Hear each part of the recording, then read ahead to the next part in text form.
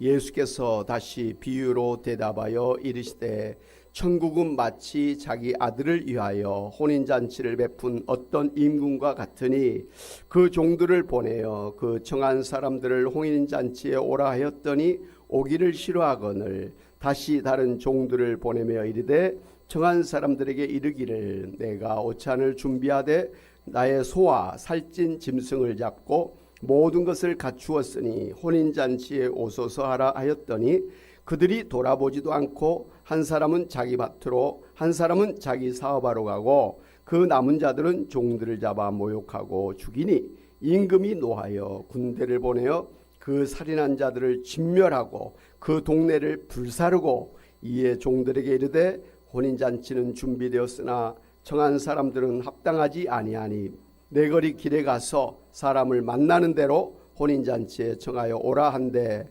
종들이 길에 나가 악한 자나 선한 자나 만나는 대로 모두 데려오니 혼인잔치에 손님들이 가득한지라.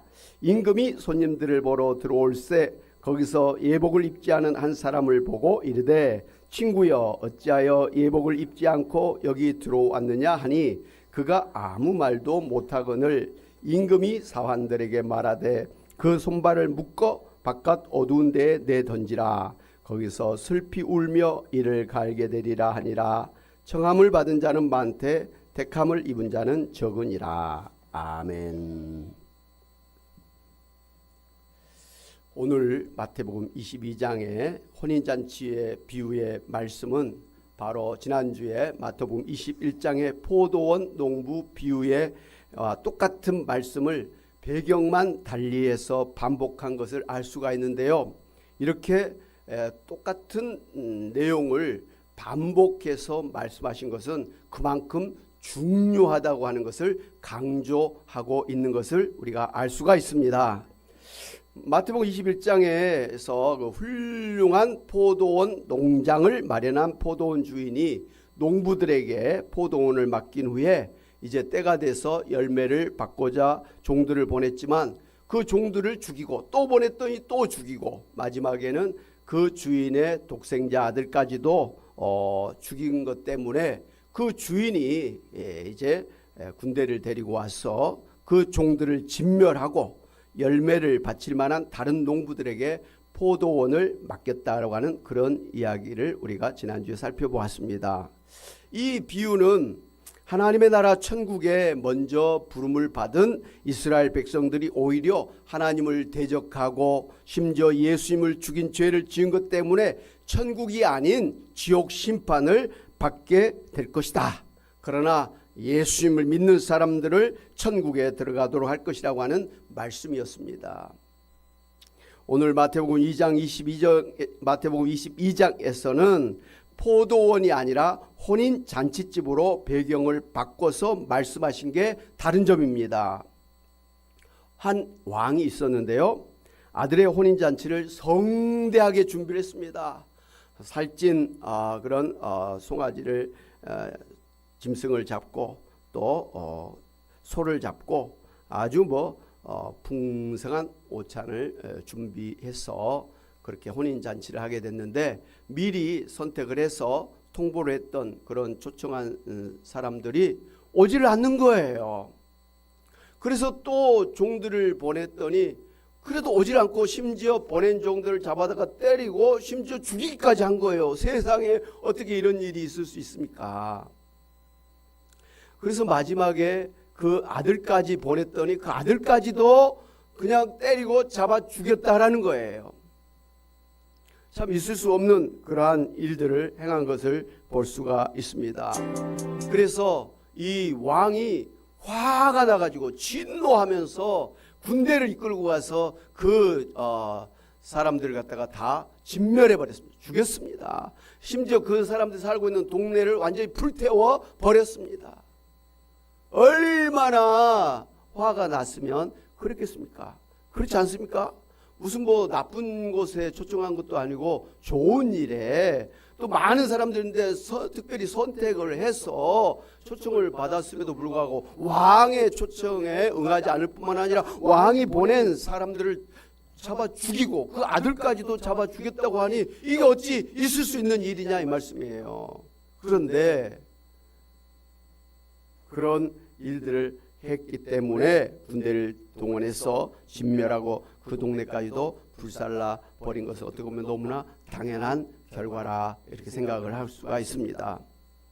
그 대신에 이제 왕이 종들을 보내가지고 길거리 사방에 나가서 닥치는 대로 만나는 대로 무슨 선한 사람이든 악한 사람이든 잘난 사람이든 못난 사람이든 어린아이든 노인이든 하여튼간 다 불러다가 이 잔치집에 초청을 하라 했습니다. 그래서 도저히 자기 신분으로 자기 처지로는 그 왕의 잔치에 갈 수가 없는 사람들임에도 불구하고 이게 웬 떡인가 이게 웬 은혜인가 싶어가지고 그 초청을 받아서 장애인도 오고 나이 든 사람도 오고 어린아이도 오고 가난한 사람도 오고 부자도 오고 많이 배운 사람도 오고 못 배운 사람도 오고 이쁜 사람도 오고 안 이쁜 사람도 오고 뭐 이렇게 모든 사람들이 다 그 초청을 받아서 잔치에 가득 차게 되었습니다. 그래서 성대한 그러한 혼인 잔치를 벌이게 되었다 이 말씀입니다.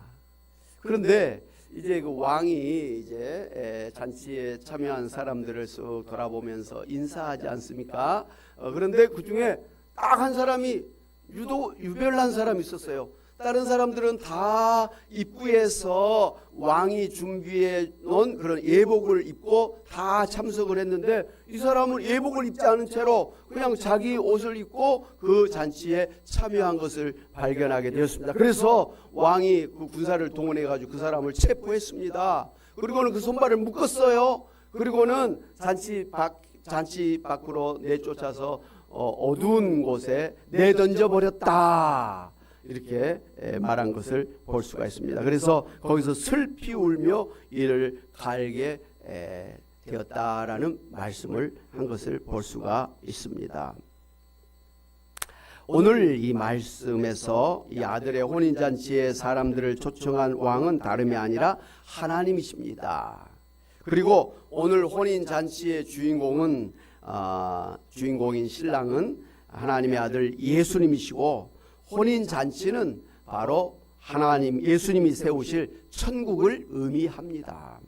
그래서 예수님께서 이 비유의 말씀을 시작하실 때 천국은 마치 자기 아들을 위하여 혼인잔치를 베푼 어떤 임금과 같으니라고 말씀하신 것입니다. 그러니까 오늘 말씀은 천국에 대한 말씀이죠.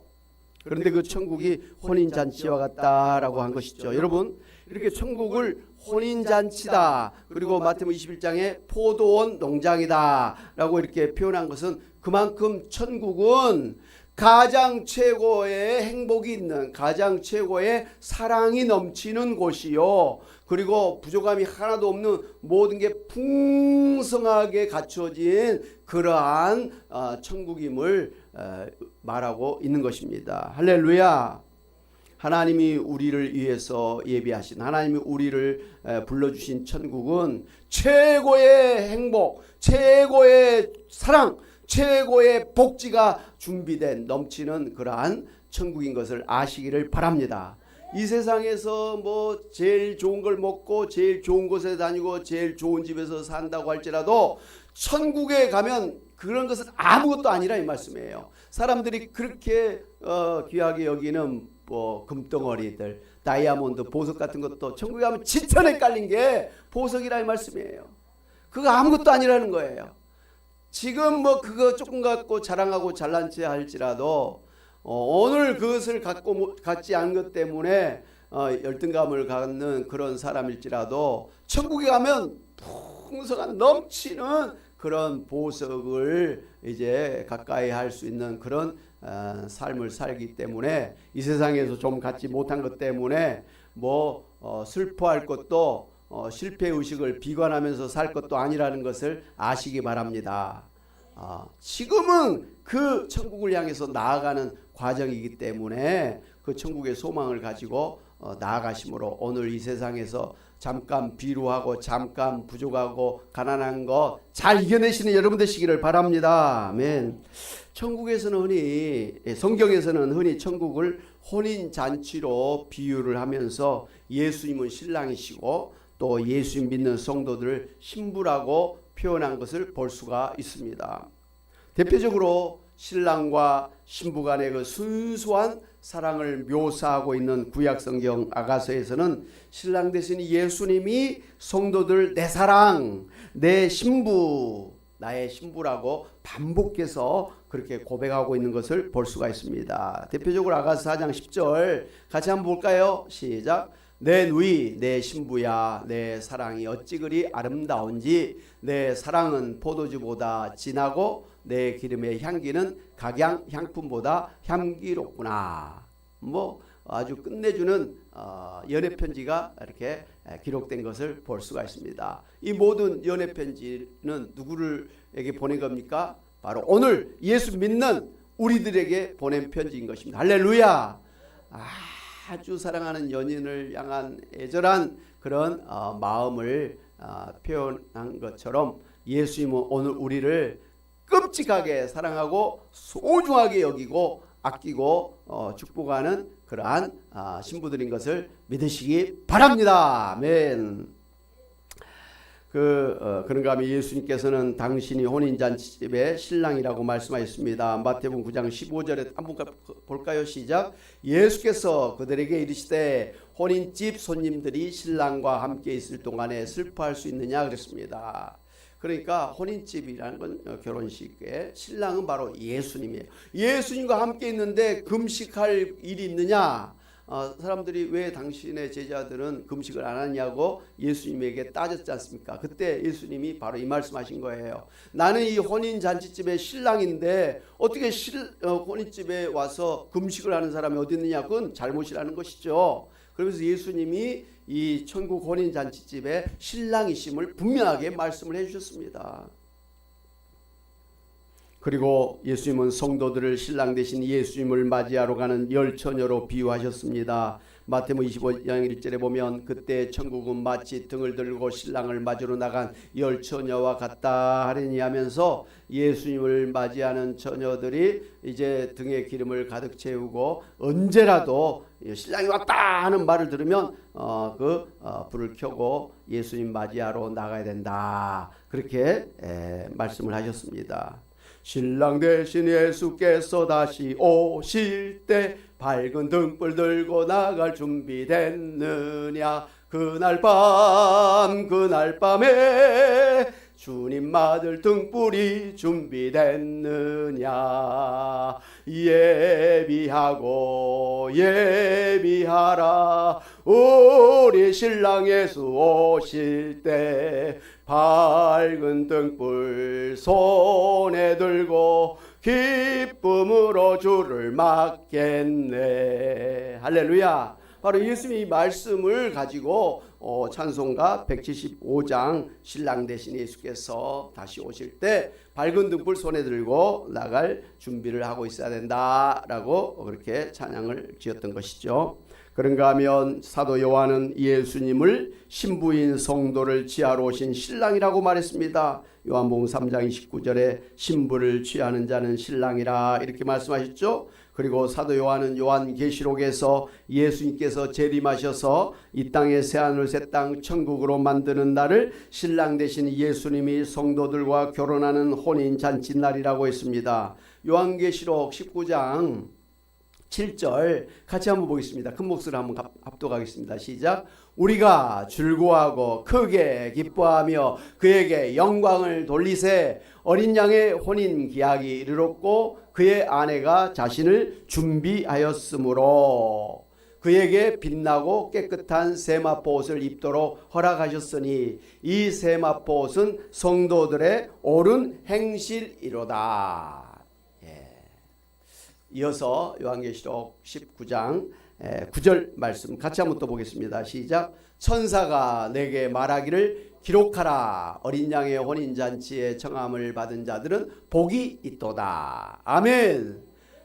요한계시록 마지막에 예수님 다시 오신다고 했는데 바로 예수님은 이 땅의 혼인잔치에 신랑으로 오신 것이고 또 예수 믿는 성도인 우리는 예수님과 함께 혼인하는 그래서 천국에서 예수님과 사랑하면서 사는 신부라 이렇게 말씀을 하고 있는 걸 볼 수가 있습니다. 그런가 하면 사도 바울도 교회를 신랑 되신 예수님께 중매한다고 했습니다. 고린도후서 11장 2절에 내가 하나님의 열심으로 너희를 위하여 열심을 내노니 내가 너희를 정결한 처녀로 한 남편인 그리스도께 드리려고 중매함이로다 그랬습니다. 그리고 예수님과 교회를 사랑하는 남편과 아내라고 표현을 했습니다. 남편들아 아내 사랑하기를 그리스도께서 교회를 사랑하시고 그 교회를 위하여 자신을 주신 같이 하라 이렇게 했습니다. 성경을 쭉 보면 하나님과 우리 사이, 예수님과 우리 사이를 신랑 신부, 사랑하는 남편과 아내, 정말 내 안에 예수님 계시고 예수님 안에 내가 있는 서로 사랑으로 하나 되는 그러한 관계로 표현하고 있는 걸 볼 수가 있습니다. 이렇게 표현한 것은 예수님과 우리 사이는 사랑으로 하나 되는 관계라는 것을 볼 수가 있습니다. 사랑이에요. 예수님이 내 안에 있고 내가 예수님 안에 있고 나는 예수님을 위해서 내 힘과 뜻과 마음과 목숨을 다해서 사랑하는 것. 또 주님도 나를 위해서 당신의 목숨을 십자가에 버릴 정도로 나를 사랑하신다는 것. 사랑으로 맺어진 관계가 예수님과 우리의 관계인 것입니다. 할렐루야. 예. 특별히 오늘 성경에서는 성도들을 예수님의 천국잔치에 초청받은 성도들이라고 이렇게 이야기를 했습니다. 그런데 오늘 말씀 보니까 이 천국 잔치에 먼저 초청을 받은 선택받은 사람들이 있었는데 그들이 초청을 받았음에도 불구하고 오지를 않았다는 것이고 심지어 하나님이 보내신 종들을 죽이고 예수님조차도 죽였다라는 것이죠. 누구를 말합니까? 먼저 선택받은 이스라엘 민족을 이야기하는 것이죠. 그 결과로 하나님께서는 이렇게 하나님을 대적하고 하나님의 종들을 죽이고 예수님까지 죽인 이스라엘 백성들을 어떻게 했습니까? 진멸한다 그랬어요. 그리고 오늘 말씀 보니까 그 동네를 불태워버린다 그랬습니다. 그렇게 비유로 말씀해 주셨다는 거죠. 심판하시겠다는 것이죠. 그런데 예수님의 이 말씀이 있은 지 40년 정도 지난 후에 이 말씀이 이스라엘에 그대로 이루어지고 말았습니다. 로마의 티투스 장군을 앞세워 가지고 이스라엘을 공격을 해 가지고 완전히 멸망시켜 버렸습니다. 그리고 이스라엘 백성들을 그 자리에 살지 못하도록 다 쫓아내 버렸습니다. 도망가 버렸습니다. 이스라엘 사람들이 이스라엘에 살지 못하도록 쫓아내 버리고 죽이고 그리고 불태워 버렸습니다. 예수님은 비유로 말씀하셨는데 그 비유의 말씀대로 역사에서 그대로 이루어진 것을 우리는 잘 알고 있습니다. 이스라엘 나라를 그렇게 멸망시킬 뿐만 아니라 자세히 보면 그 사람들을 바깥 어두운 곳에 내던져버려서 거기서 슬피 울며 이를 갈게 하시겠다 그랬습니다. 바깥 어두운 곳은 천국 바깥 지옥을 말하는 거예요. 지옥에 떨어뜨려 버리겠다. 그래서 영원히 거기서 이를 갈면서 그렇게 살게 하시겠다는 거예요. 예수님의 천국 혼인잔치에 초청을 받았음에도 불구하고 그것을 감사하면서 받은 것이 아니라 대적하고 그 종들을 죽이고 그 신랑 대신 예수님조차도 죽여버렸던 그 사람들을 하나님께서는 천국에 불러들일 이유가 없는 것이죠. 그런 사람들은 사람 마귀와 함께 능지처참해서 지옥에 던져버리시는 것입니다. 어떻게 사랑의 하나님이 그럴 수 있느냐라고 여호와 증인들은 이야기를 하는데요. 성경을 자세히 보면 하나님은 창세기부터 마지막 요한계시록까지 하나님을 믿지 아니하고 하나님을 대적하는 사람들을 갖다가 심판해서 죽이고 그렇게 또 영원히 멸망시키는 지옥에 던져버리시는 심판하신 하나님을 분명하게 말씀을 하고 있는 것입니다. 그런 게 싫으냐? 그런 하나님의 심판이 두렵느냐? 그런 인생이 되고 싶지 않느냐? 그러면 예수님을 믿어라 이 말씀이에요. 예수 믿기만 하면 지옥에 갈 일이 없는데 왜 예수 믿지 아니하고 그렇게 불안한, 그렇게 두려운 지옥에 떨어질 것을 두려워하면서 사느냐 이것이에요. 두렵기 때문이라도 예수 믿으라 이거예요. 물론 예수 믿으면 천국에 하나님의 그 준비하신 풍성한 복을 누리게 되는 것입니다. 그러므로 예수님의 초청을 마다할 이유가 없는 것이죠. 예수님의 초청을 거절한 사람이 어리석은 사람이라 말씀입니다. 오늘 여러분 가운데 예수님의 이 초청을 거절하는 어리석은 사람은 한 사람도 없는 줄로 믿습니다. 아멘. 대신에 이스라엘 백성이 아닌 이방인들을 만나는 대로 이 천국 혼인잔치에 강권적으로 초청해서 들어가도록 하셨습니다. 그 중에는 선한 사람도 있지만 악한 사람도 있습니다. 잘난 사람도 있고 못난 사람도 있습니다만은 그러나 그런 것 다 불문하고 모두 천국에 들어오도록 초청을 했다 이 말씀이에요.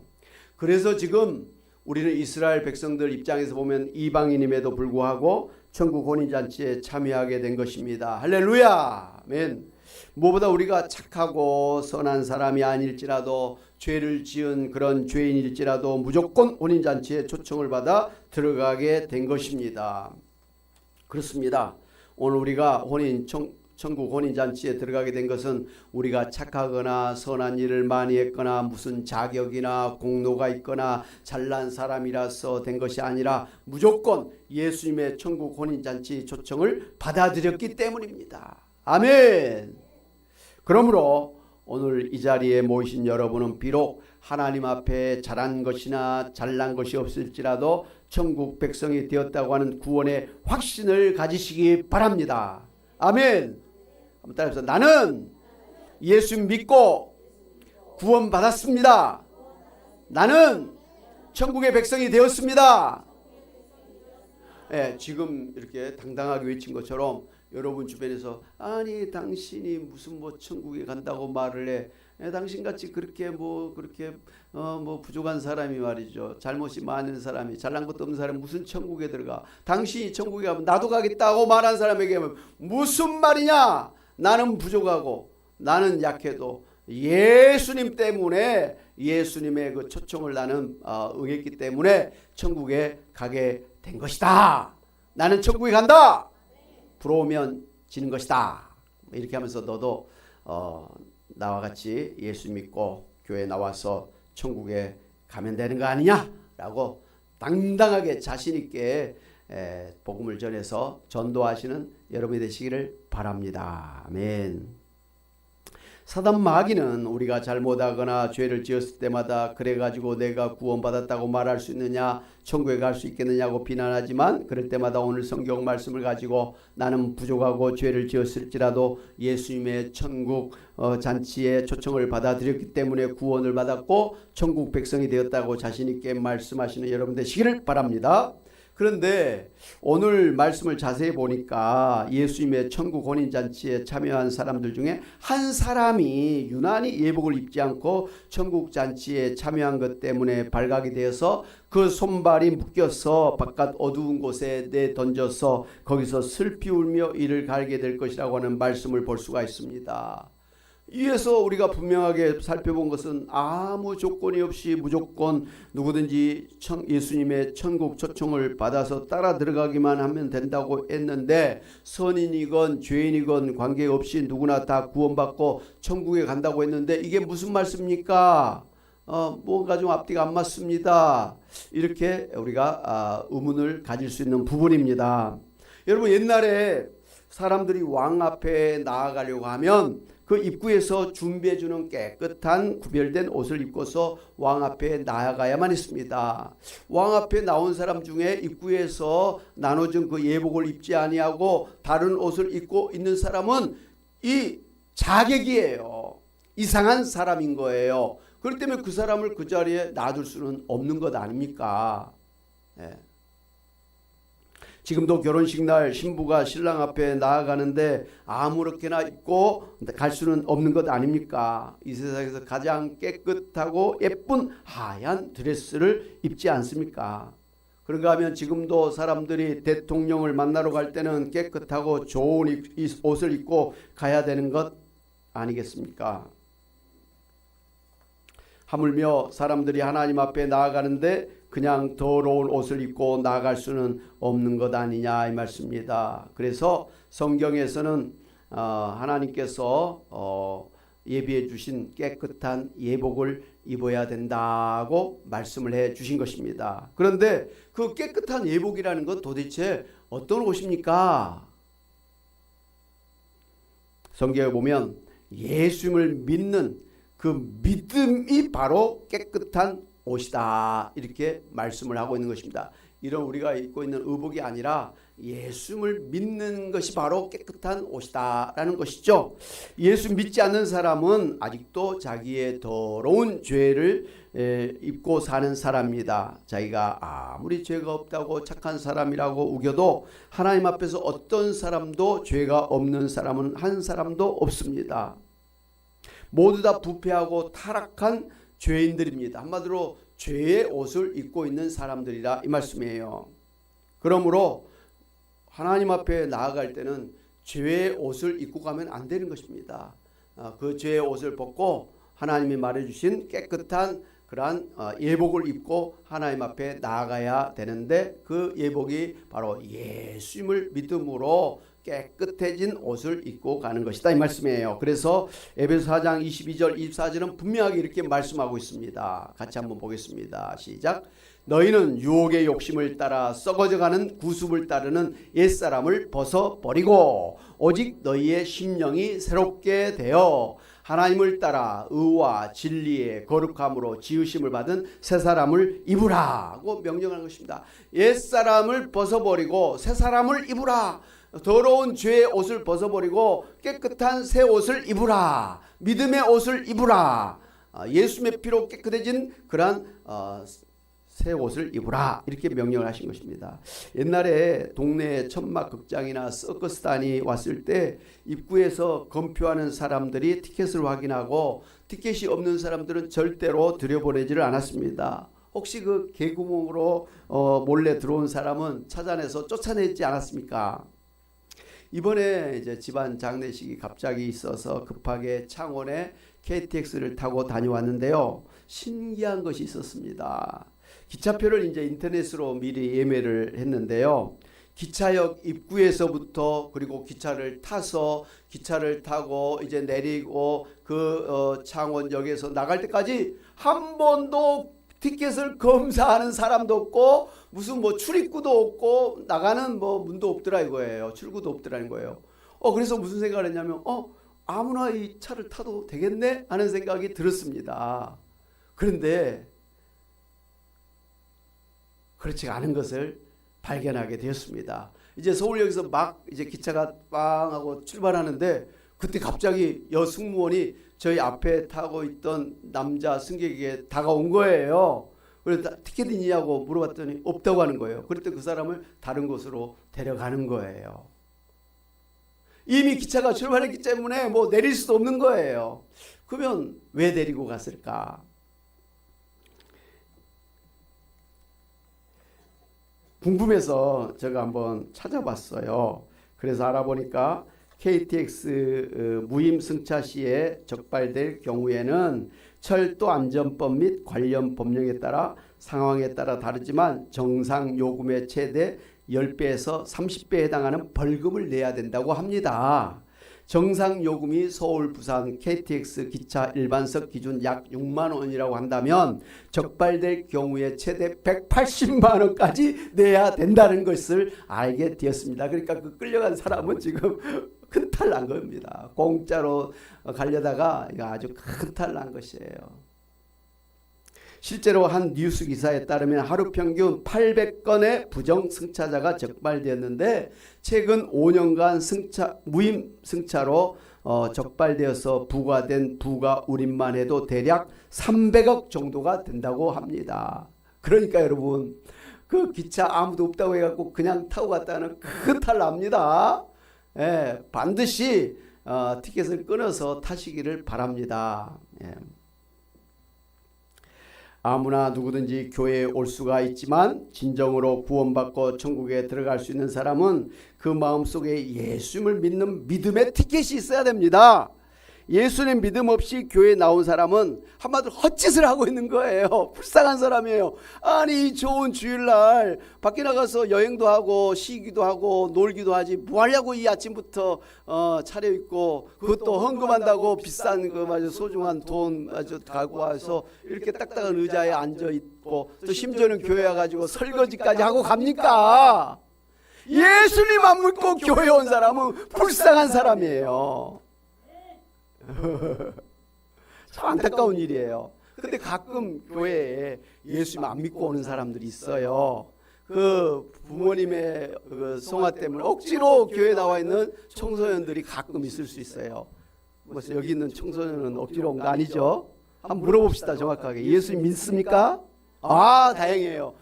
저 걱정이 됐어요. 엄마가 그냥 억지로 가자, 뭐 너 안 가면 용돈 안 줘. 그래서 온 줄 알았더니 믿음 있네요. 할렐루야. 걱정했는데 감사합니다. 예. 그런가 하면 그 부인의 성화에 못 이겨가지고 억지로 따라온 남편도 있어요. 예. 오늘 남편께서는 그렇게 억지로 따라온 분이 아닌 줄로 믿습니다. 예. 그런데 그 중에서 신천지 같은 사람이 교회를 말아먹으려고 위장해서 교회에 들어온 사람은 큰 탈 납니다. 지금 당장은 그냥 교회에 왔다가 뭐 그냥 아무런 제재 없이 왔다 갔다 할 수는 있겠지만 아니 갑자기 여승모에 나타나가지고 탁 하면 벌금을 엄청나게 받는 것입니다. 사람은 속여서 뭐 이렇게 순수한 교회에 위장해서 들어올 수도 있겠습니다만은 사람의 눈은 속일 수 있어도 하나님의 눈을 어떻게 속여요? 이 겁나는 인생이에요. 아주 겁없는 사람들이에요.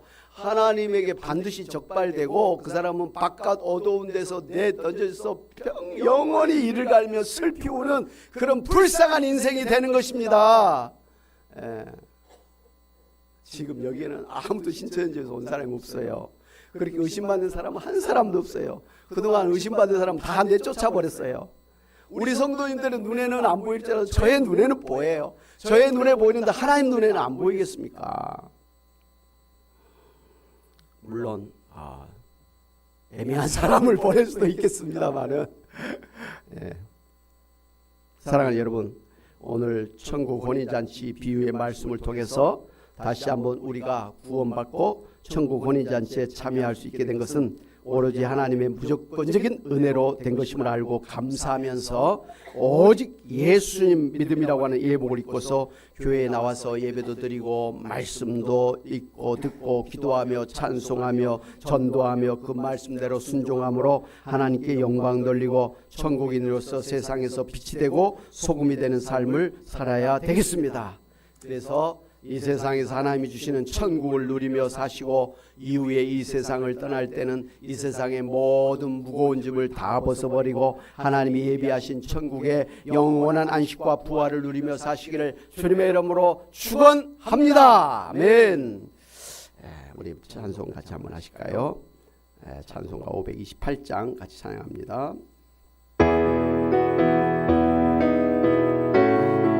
예수가 우리를 부르는 소리, 지금도 예수님 우리를 천국으로 부르시고 계십니다. 할렐루야. 예수가